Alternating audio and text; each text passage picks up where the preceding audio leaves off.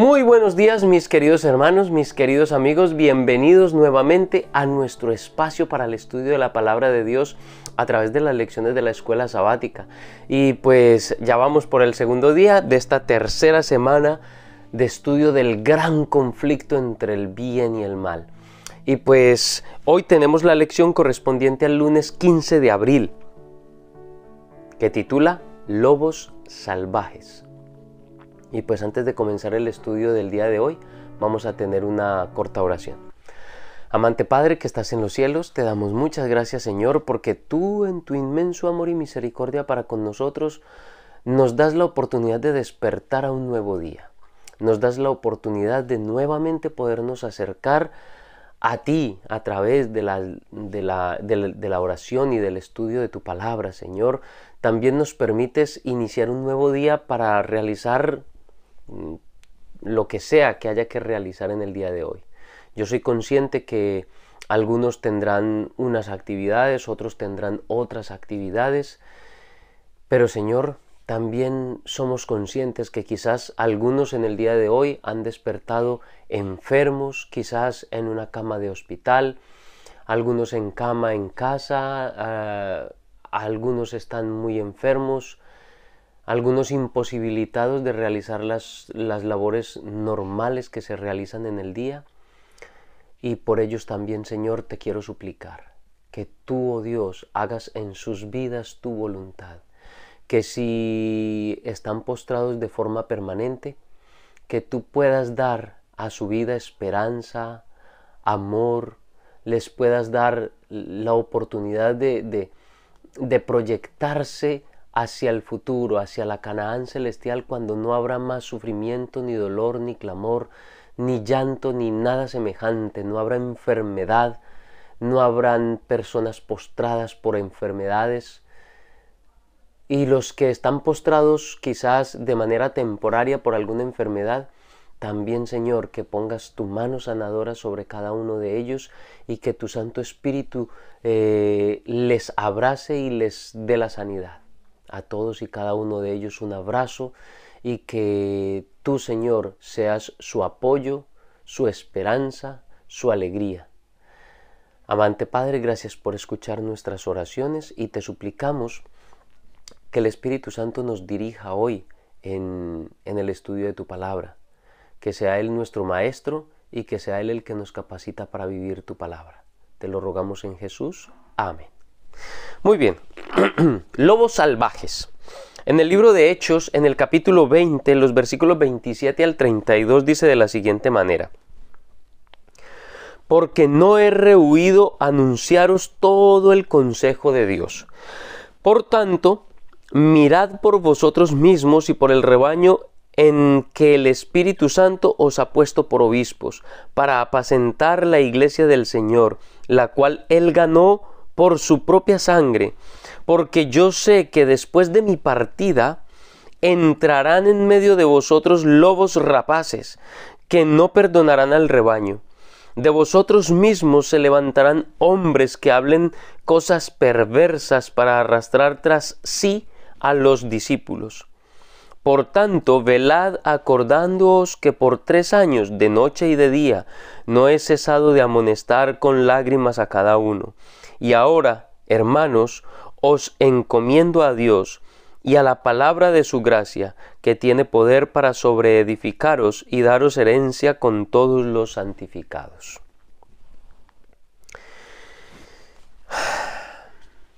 El propósito del consejo de Pablo tenía un objetivo con este consejo y era preparar a la iglesia, no dejarla a oscuras en cuanto a una realidad que muy pronto, prácticamente en la misma época de Pablo, empezó a verse actuar. Y eso era la obra de aquellos falsos maestros que Pablo los llama lobos rapaces, que no tendrían misericordia de los hermanos.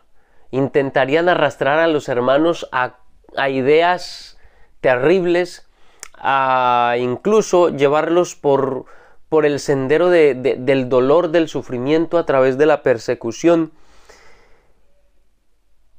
Los quería preparar para lo que se venía, para lo que se avecinaba. Él no quería que los hermanos les llegara esa época desprevenidos, que les llegara ese momento distraídos. En estos pasajes se describen dos preocupaciones principales por parte de Pablo. La primera preocupación era que iban a entrar lobos rapaces que no iban a perdonar al rebaño. Eso lo dice en el versículo 29. Es decir, entraría una feroz persecución a la iglesia.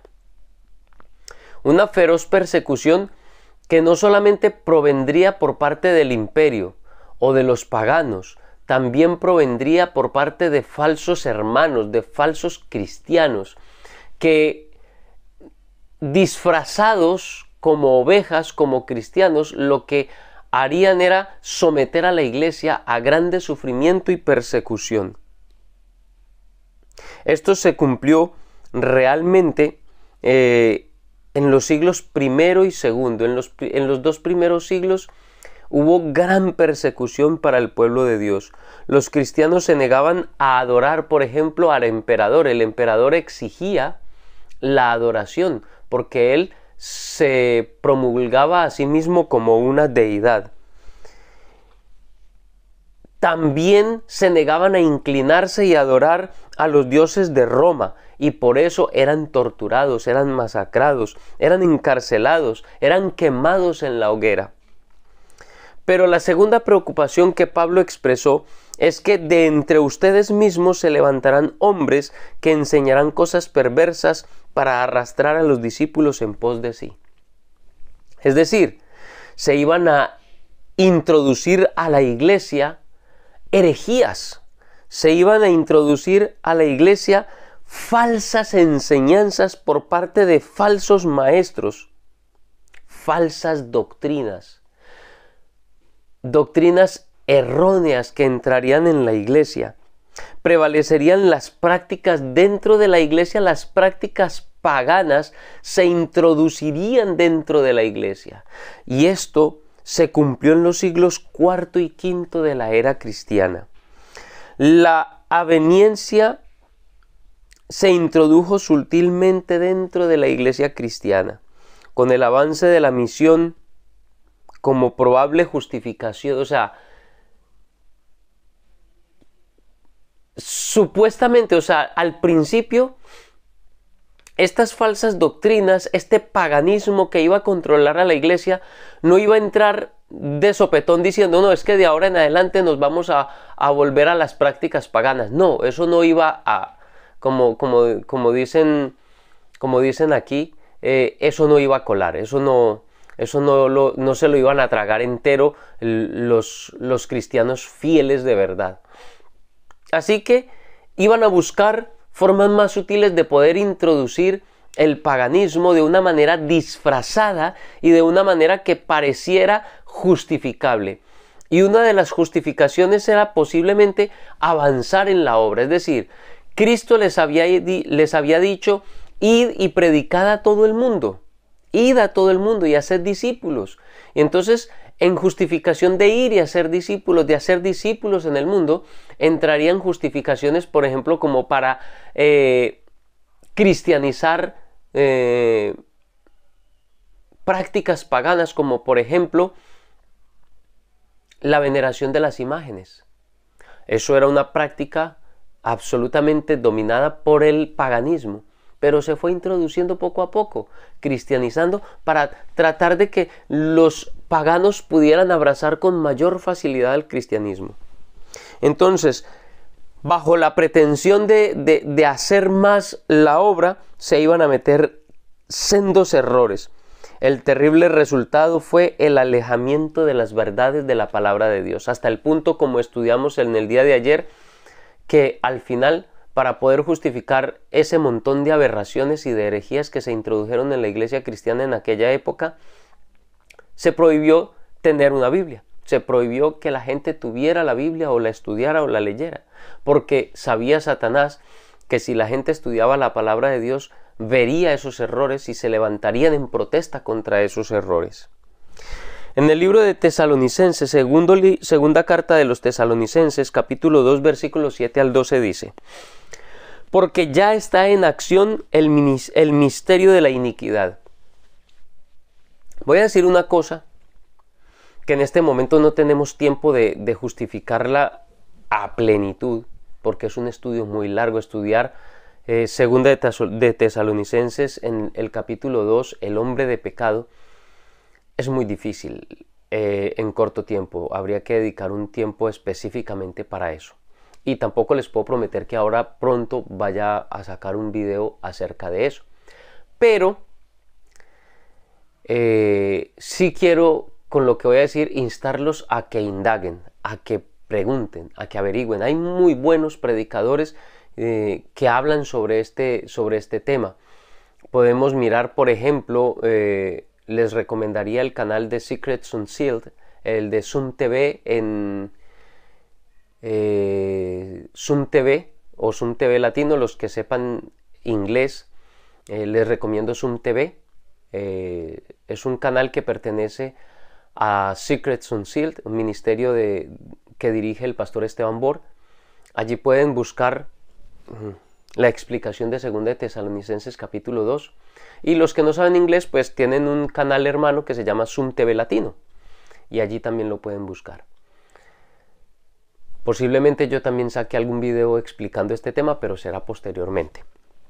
Pero este misterio de la iniquidad, 2 de Tesalonicenses, y eso es aceptado por prácticamente la totalidad del cristianismo, este hombre de pecado es conocido también como el anticristo. Y este hombre de pecado, muchos dicen que el anticristo, que este hombre de pecado es un hombre terrible, ese anticristo que se sentará en el templo reedificado en Jerusalén y que desatará una persecución terrible en aquella época contra los judíos y los cristianos que no fueron llevados en el rapto. Pero eso es imposible.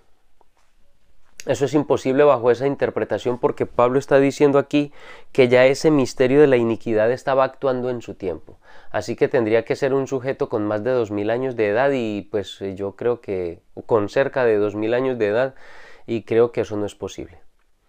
Pero sí es posible si nosotros lo vemos bajo la interpretación historicista que manejamos como adventistas, y es que ese hombre de pecado no es en sí una persona individual, sino un sistema representado por una sucesión de dirigentes, de hombres, que son llamados papas. El sistema papal es ese hombre de pecado. Sigue diciendo, entonces ahí sí encaja, porque claro, ya en la época de Pablo, las herejías empezaban a inmiscuirse, que eso es lo que vamos a mirar ahora más adelante. Las herejías empezaron a introducirse, a trabajar. Ya Juan también hablaba acerca de ciertos anticristos que se iban saliendo de la iglesia, porque el apóstol Juan luchaba contra el gnosticismo, una forma de cristianismo mezclado con ideas orientales, con paganismo. O sea que ya estaba en acción esta obra de mezclar la religión cristiana con el paganismo oriental.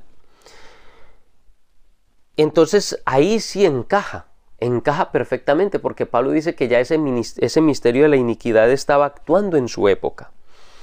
Solo que hay quien al presente lo detiene, hasta que él a su vez sea quitado de en medio.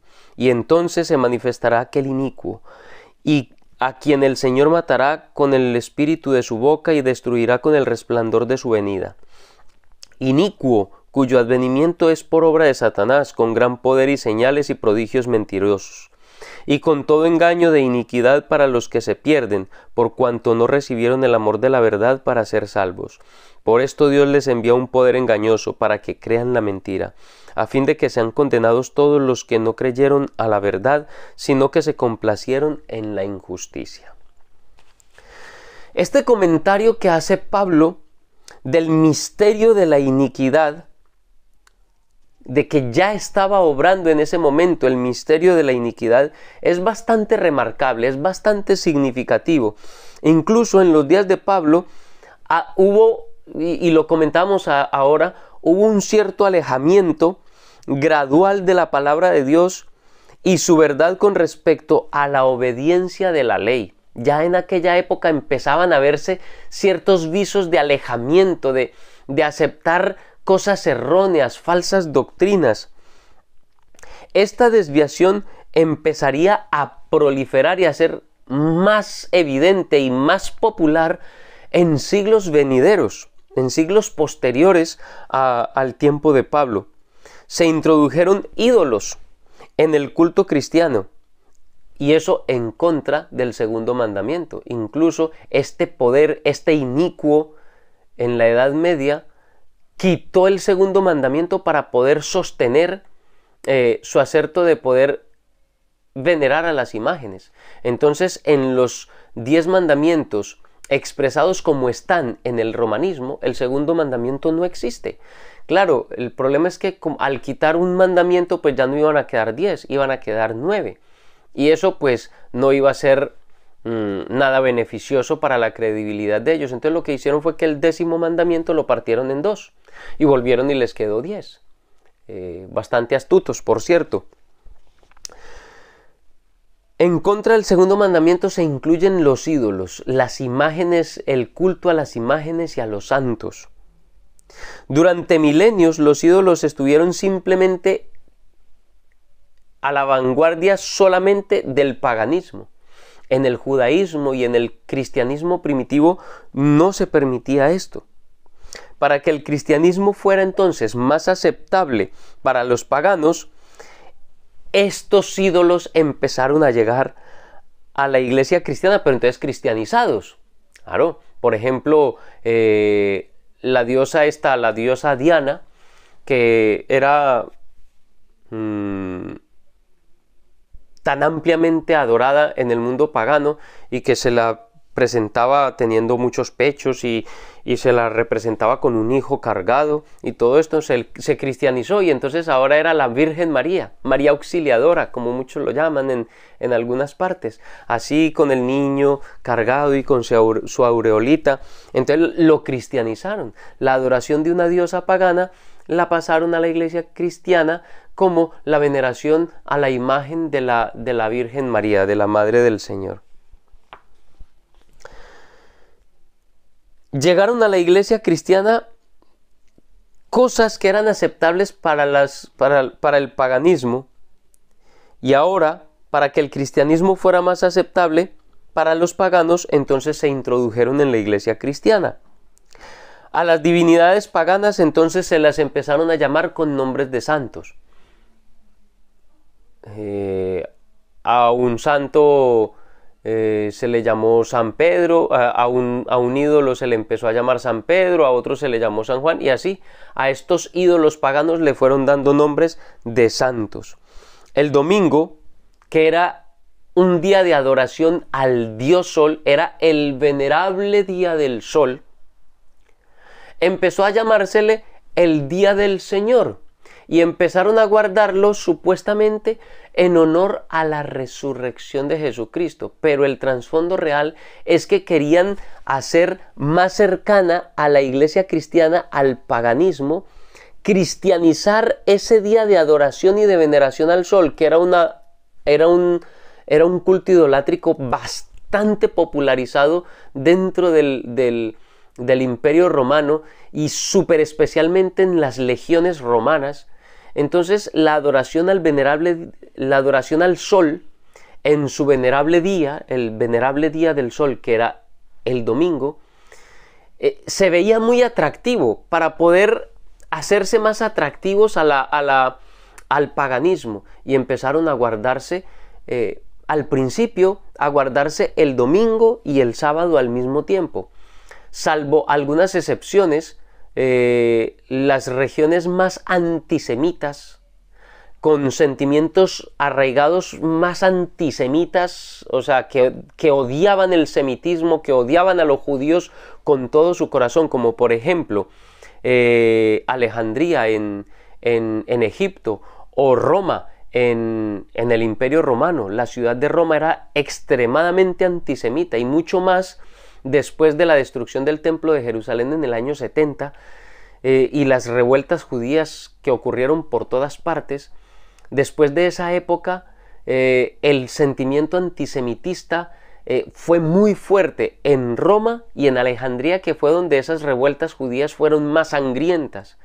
Se cree que en Alejandría los judíos hicieron atrocidades terribles, masacres y matanzas crueles en Alejandría, y en Roma también hicieron revueltas, matanzas y masacres, y entonces estas ciudades albergaron un sentimiento antisemita muy poderoso, muy fuerte. Y estas dos ciudades, principalmente el cristianismo en aquellas ciudades, desecharon completamente el sábado y empezaron a guardar el domingo en honor de la resurrección del Señor Jesucristo, y empezaron a llamarlo el Día del Señor. Eso no ocurrió en las demás, sobre todo en las iglesias de Oriente. Eso no se vio, se siguió guardando el sábado por muchos siglos. Se puede rastrear prácticamente hasta los siglos V y VI, el sábado como Día del Señor en las iglesias orientales, en las iglesias del Medio Oriente. Y en las demás iglesias, solamente Alejandría y Roma eran las más acérrimas antisemitas, y abandonaron completamente el sábado desde muy temprano, desde antes de que se acabara el primer siglo incluso. Y empezó a meterse esa veneración del domingo, y empezó a popularizarse ya por allá por los años tercero, cuarto y quinto. Entre el tercer, cuarto y quinto siglo, la popularidad del domingo como Día del Señor empezó a hacerse cada vez más y más y más popular.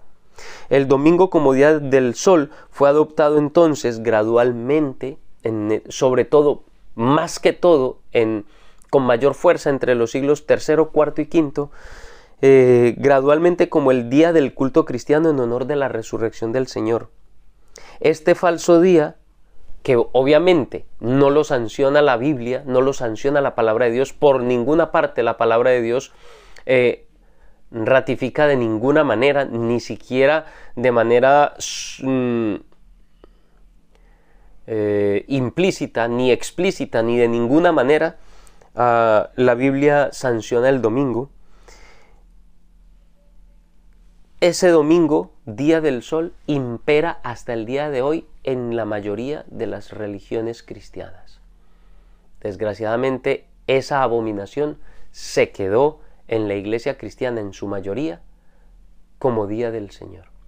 Es una abominación. Pero en obediencia al romanismo, el protestantismo, sus hijas protestantes siguieron obedeciendo a su madre, a su iglesia madre, en este sentido. Mis queridos hermanos, solo me queda desearles a ustedes, y sobre todo invitarles a ustedes, para que nos podamos unir en defensa de la palabra de Dios, de la sana doctrina. Se oye mucho en canales de iglesias protestantes hablar de la sana doctrina. Y sin embargo, aunque hablan de la sana doctrina, siguen albergando cosas, errores, abominaciones como el domingo dentro de esas iglesias, que hacen alarde de sana doctrina. Pero mis queridos hermanos, yo quiero invitarles para que nosotros sí que seamos defensores, propagadores, proclamadores de la sana doctrina. Aunque se desplomen los cielos, como dice la señora Ellen White, fieles al Señor, a la verdad y a la sana doctrina como la brújula al polo. Fieles al Señor aunque los cielos se desplomen sobre nosotros. Mis queridos hermanos, debemos hablar sin miedo, sin temor, proclamar la verdad de Cristo sin temor alguno, más que el único temor que debe existir en nuestra vida es a perder nuestra salvación por quedarnos callados. No debemos quedarnos en silencio.